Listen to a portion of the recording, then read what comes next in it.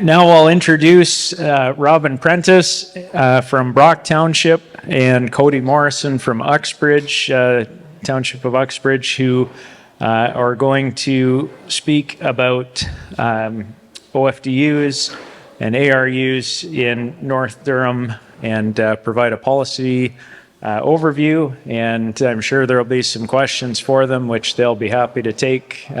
Likely at the end of your presentation would be preferred. Okay.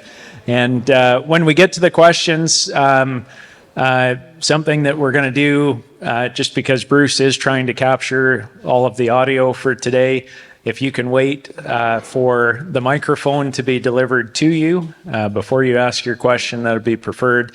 Elizabeth has an extra mic, so she'll run around and look after that. Over to these folks here. I think you start, right? Yeah, sure. Good afternoon, everybody, and thank you again for having us and to speak with you today. My name is Cody Morrison. I'm the Chief Planner at the Township of Uxbridge, and I'm joined by my colleague, Robin Prentice, who's the Director of Development Services at the Township of Brock. Today, we're going to talk to you about some of the recent work that the three northern Durham municipalities undertook together in partnership with the region of Durham, which is the North Durham On-Farm Diversified Use and Agriculture-Related Use study that looks at the policy and how to implement it in North Durham. It's you. Okay. So what are we going to talk about today? Well, we're going to talk about why now? Why was the study initiated? We're going to talk about the timeline that it took to complete and where we're at now. We'll talk and specifically about the criteria, the policies, and some examples of OFDUs and agriculture-related uses. Some of the uses that took special consideration as a part of that study and in turn special policies. We'll talk about how site plan control is implemented as a part of on-farm diversified use or an agriculture-related use. And then we'll highlight some of the final study outputs as well. So just with respect to why we undertook the study, the North Durham townships of Scugog, Uxbridge, and Brock are all subject to the Greenbelt Plan as well as the Oak Ridges Moraine Conservation Plan. So a large portion of land area in these municipalities are designated prime agricultural area. So each municipality was facing pressure from various landowners with various proposals for different types of uses on farm properties. We thought we wanted to establish a consistent approach across North Durham so that we could have some similar policy context with some slightly area-specific policies. The goal of the study and the proposed policy changes, or some of the policy changes that are now in effect, was to support farmers and make it easier for farmers to grow their businesses while protecting farmland for future generations. The policies are intended to encourage local food production and support agritourism in this area. To help farming thrive in our community, the study and policy approach were intended to expand the types of activities and businesses allowed in agricultural areas, making it easier for farmers to adapt, grow, and contribute to the local economy. And so what timeline did we follow? Well, in April 2024, in collaboration with Brock, Scugog, and Uxbridge, the region of Durham retained WSP, a land use planning consultant, to lead a study to look at policies to enable agriculture-related uses and on-farm diversified uses in North Durham. And again, the objectives included supporting economic viability within the rural and agricultural area and to support a thriving agricultural system.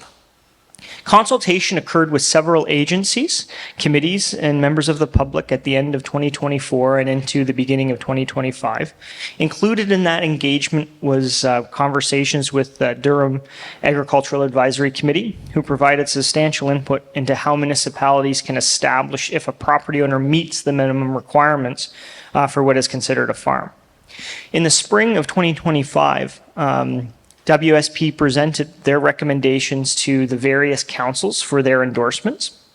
And following that, the township of Scugog and Brock initiated amendment processes and adopted implementing bylaws for township-initiated official plan and zoning bylaw amendments in December of 2025 and January of 2026, respectively. And the township of Uxbridge is currently implementing our approach through our official plan review, which is actively ongoing.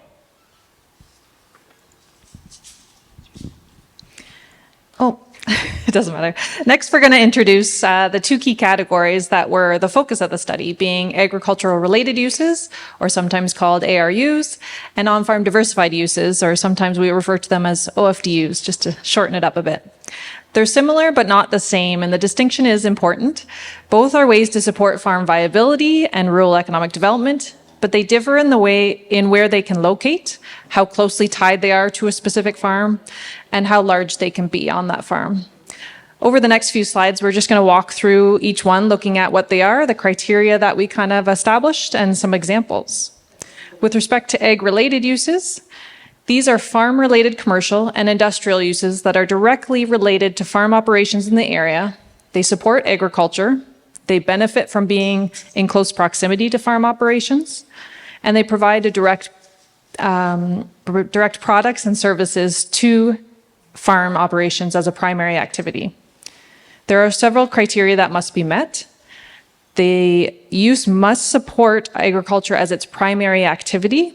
It must be compatible with surrounding farm operations, and it cannot hinder agricultural production in that area. They also need to fit in with rural servicing and infrastructure limits and maintain the agricultural or rural character of the area. The one thing I would note is that agricultural related uses do not have to be located on a farm. They can be on their own property of their own, and there doesn't have to be an active farm operation on the same property. Just with respect to some examples of what an agricultural related use, grain dryer, processing of products grown in the area, such as apples or milk, a farmer's market selling local products from the area, a farm implement sales and repair shop, an agricultural research facility, or storage of locally grown products, basically any use directly related to agriculture in the area. Just with respect to the policies that are related to agricultural related uses, the policies permit them, as I mentioned, to be on a farm or not on a farm. They can be in either, in rural or agricultural zones. This means the use could be located on a rural property that does not have a farm on it, as long as it supports agriculture in the area.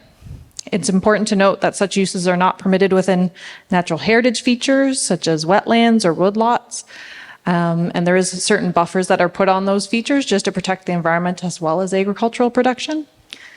Something we looked at with respect to size limitations was for larger lots, which are over 20 hectares, we assigned a maximum lot coverage of 30%. And some people would ask, well, why did we do that? The reason was, if you have a use that's not on a farm property and has a large building component and parking lot, we didn't want parking and impermeable surface to take up the entire lot. So that's why we've tried to put some limitations in place to still have some impermeable surface to take a look at stormwater and other things that we have to account for.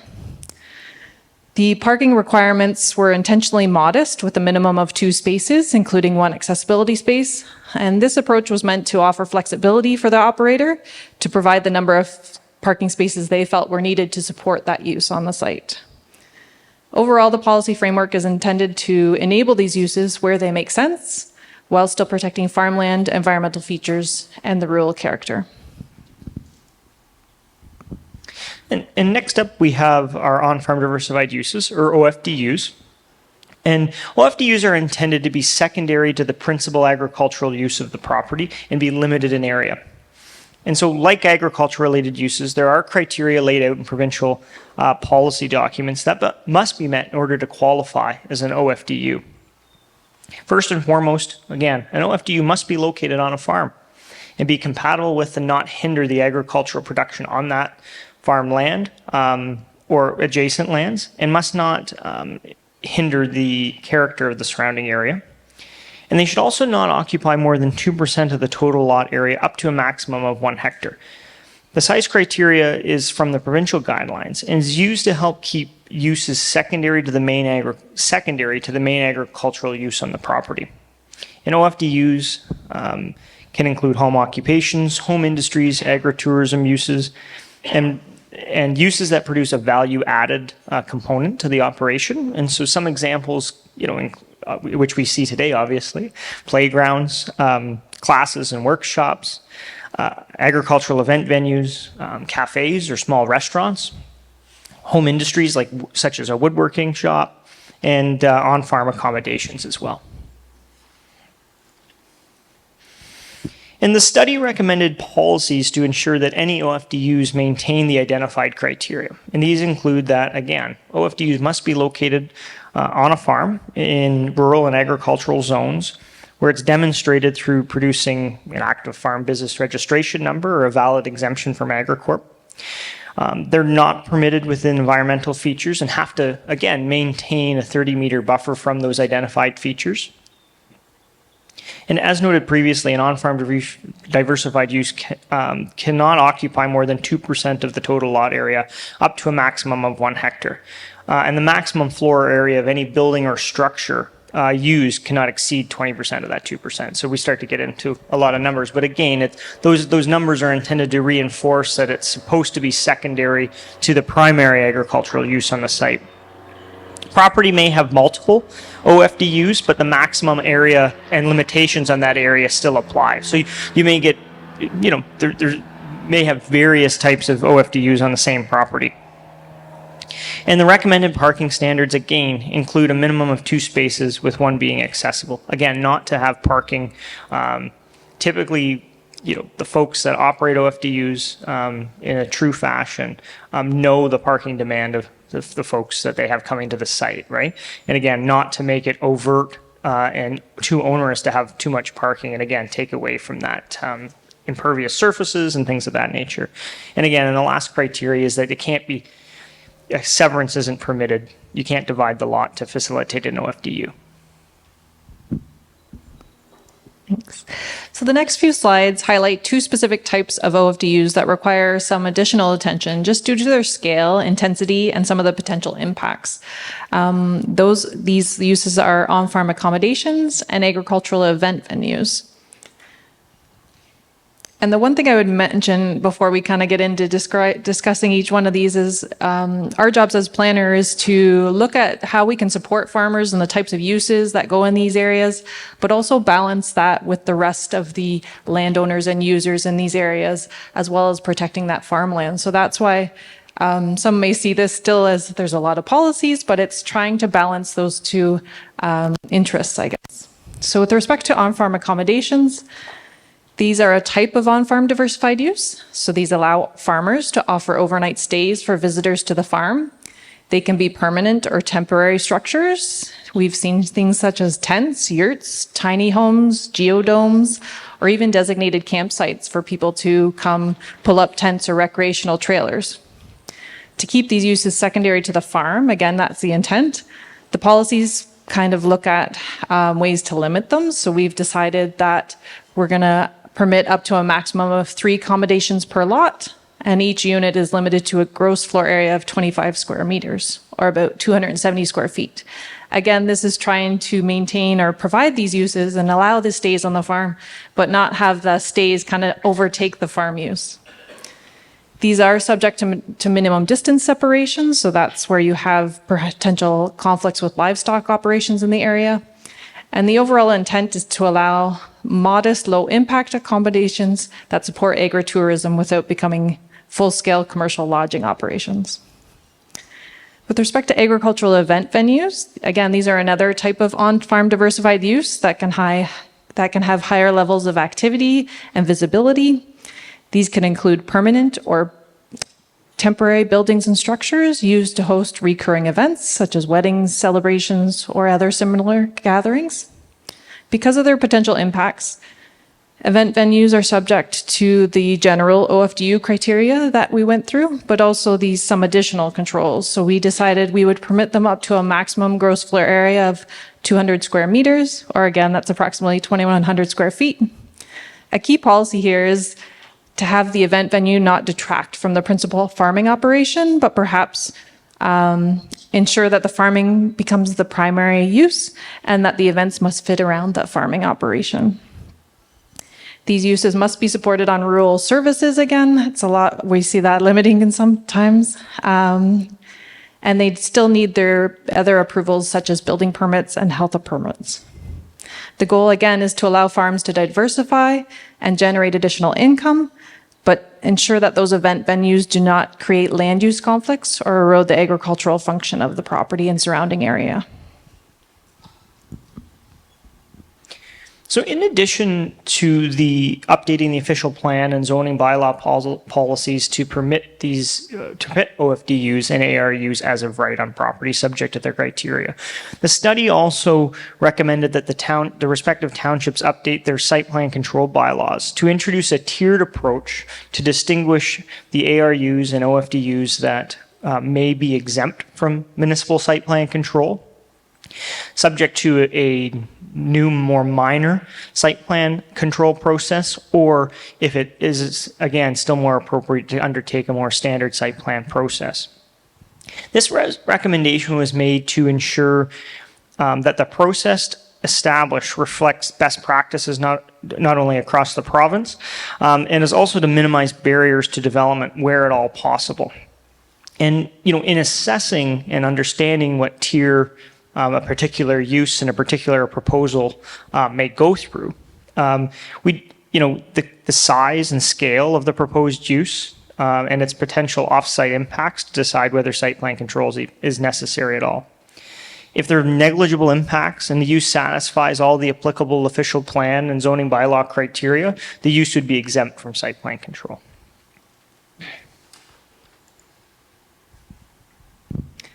So just in addition to site plan, or even if a project is exempt from site plan and you don't have to deal with planners, that was kind of our goal. There are a number of other requirements or permits that may still need to be considered. So if you are planning a new building or even making use of an existing building, a building permit will most likely be required, and that's provincial requirements. And it was mentioned earlier, and a lot of that comes down to safety, right? If you're allowing additional people to come into these structures and using them for different uses, that's why a building permit is typically required in that case. Other considerations include servicing and health department approvals for uses impacting septic systems, food handling, and even petting zoos. Those are some of the areas that the health department would look at. And other permits and approvals may also be required depending on the proposed use. And so building off of what Robin was just highlighting is, there were some key study outputs as a result of this study. And, of course, we've talked about the policy recommendations today that have been implemented or are ongoing to be implemented. We've also created an internal guidelines for planners working in our municipalities and our economic development partners to utilize to help best inform users, members of the public, and interested parties. So there's some continuity on how we deal with this in North Durham. And then the final and most significant output is a document that has been shared on your table today that our colleagues at Invest Durham will chat more about, but it's the application guideline and checklist document. And in that document, it gives additional direction on a number of the policies that we highlighted today, as well as those other technical requirements that Robin just chatted about, to kind of help develop your business plan and ensure that you've had consideration for the various requirements that not are only planning and municipal, but things that go beyond and more technical from a health perspective and the like. And I think with that, that's a thank you for having us.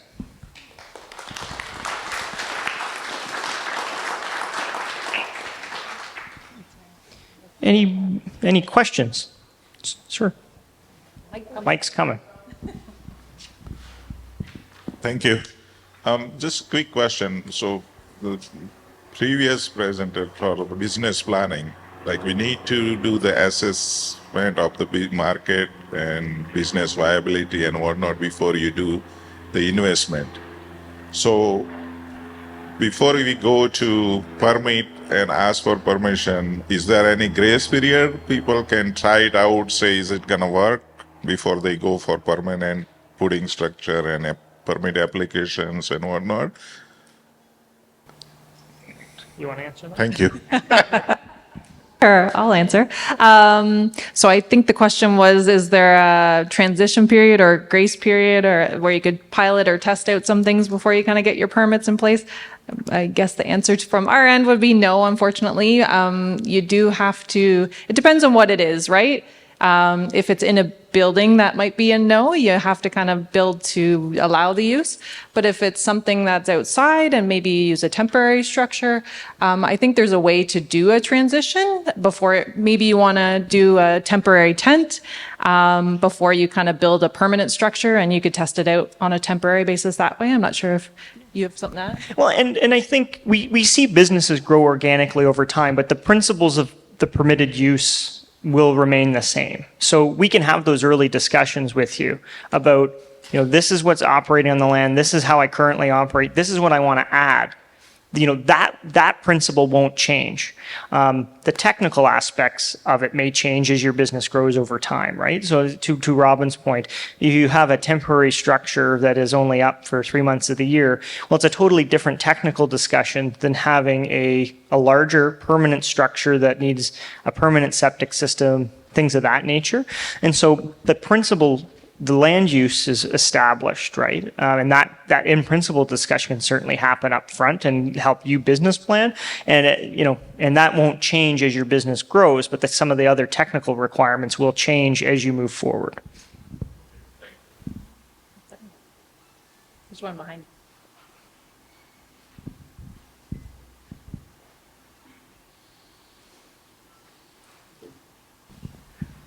Robin Cody, thank you.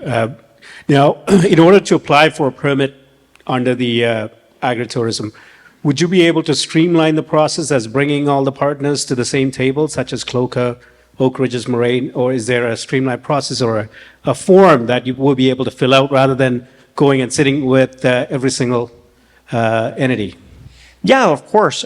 Each of the municipalities have dealt with it in various ways, but consistently approach, we often lean on our partners with Invest Durham to help develop the business plan before we may sit down. And once you have you've worked through the application toolkit, you have a conceptual plan ready, we can certainly sit down and arrange a meeting with all of the partners around the table that would lend their voice to it to make sure you have a consistent one-stop shop to understand all the requirements in one sitting. And that's something we undertake with all property owners.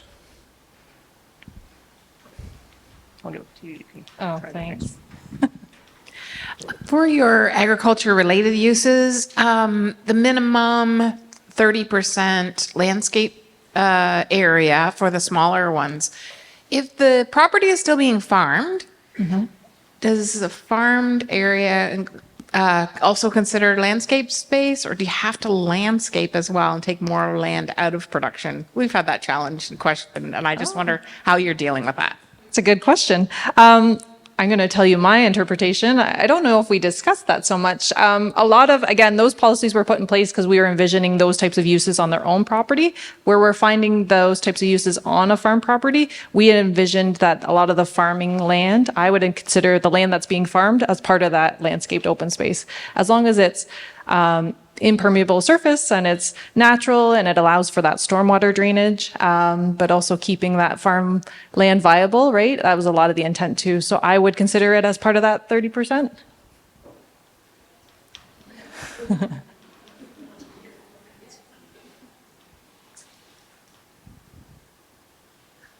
Any other questions? One down here. Gee, I hope you guys agree, darn. No, that makes sense. Right. Good question. Thank you very much. I see your presentation is very proactive, which I appreciate this. 2 questions I have. Your journey started in 2024. Was that initiated by the new provincial statement? I think it wasn't particularly. I mean, it was a good opportunity to have a reaction to that and make sure that it was recent enough that it would be captured in the work we're doing. Again, a lot of the policy work that was done up until this point from the province, hasn't particularly changed in that respect. Again, like this notion has been floating around in provincial planning documents for quite some time. I think it was just a happy accident that we had a new PPS at that time. The second part, I just noticed, speaking with the young lad here today, that the City of Kawartha Lakes is here. Thank you very much, whoever the City of Kawartha Lakes employee is. There you go. It's nice. To what extent are you getting buy-in from the other municipalities of Durham of best practices in what you're doing here? I'm a resident of Pickering, and we sorely need this in Pickering. Unfortunately, I don't see Pickering on the docket here. Yeah. No, great question. We've seen significant interest from our other partners in Durham Region, and a big part of Durham's involvement in this is that it can be shared and can be utilized across Durham Region, and not just in the northern municipalities. I can't remember, maybe a month and a half ago now, we did do a presentation for a number of economic development staff, public works staff, and other planners from across Durham Region. I think it was fully prescribed to. We filled a room out in a banquet room out in Scugog there, and we had a number of interested parties, including staff from the city of Pickering as well.